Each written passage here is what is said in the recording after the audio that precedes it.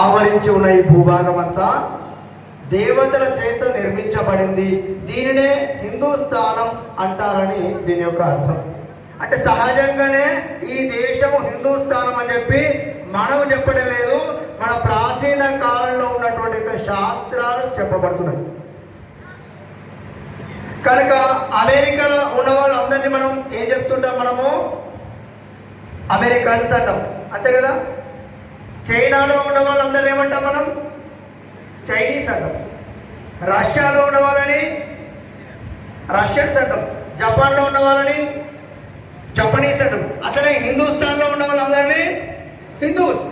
కనుక మనం అంతా సహజంగానే హిందువులం. కొంతమంది హిందూస్థాన్లో ఉంటూ కూడా మేము హిందువులము కాదు అంటే అది వాళ్ళ కర్మ, మనకు సంబంధం. కనుక హిందూస్థాన్లో ఉన్న ప్రతి ఒక్కరు హిందువే.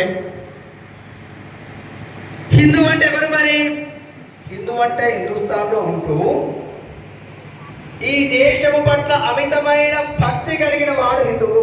ఎవరైనా ఏ దేశంలో ఉంటే ఆ దేశంలో ఉంటే మన భక్తి ఉంటుంది. దేశం ముందు చేతులు ముందరుంచుకొని ఒక శ్లోకం చెప్తుంటాం. కరాగ్రే వసతే లక్ష్మి కరమధ్యే సరస. నేలపైన చేతులు పెట్టి సముద్ర వసనే దేవి పర్వతస్థల మండలే విష్ణుపత్ని నమస్తభ్యం పాదస్పర్శం క్షమస్వమే అని చెప్పి భూమాతకు నమస్కరిస్తుంది. అంటే ఈ భూమిని తల్లిగా భావించి, తల్లి నీ పైన నేను పాదం మోపుతున్నా, నన్ను క్షమించు అనే పద్ధతి లోపల భూమిని తల్లి. ఈ భూమిని తల్లిగా భావించే వాళ్ళందరూ హిందువులే.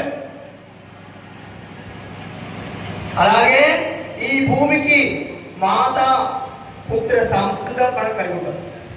అందుకే మనం కేవలం మన సమావేశంలో చెప్పుకోలేదు, సహజంగా పాఠ్య పుస్తకాల్లో కూడా మనం రాస్తూ ఉంటే, మనము మొట్టమొదటి పాఠ్య పుస్తకాల్లో ప్రతి పాఠశాలలో వెళ్ళిన ప్రార్థన చెప్పిన తర్వాత ప్రతిజ్ఞ చెప్తుంటారు. ఇప్పుడు అంతా ఇంగ్లీష్లో ప్లెడ్జ్ అంటున్నారు. చెప్తున్నాము, భారతదేశము నా మాతృభూమి, ఈమె నా తల్లి అని చెప్పి చిన్నప్పటి నుంచి చెప్తుంది. కనుక ఈ భూమిని తల్లిగా భావించి మనందరము సహజంగానే హిందువులము.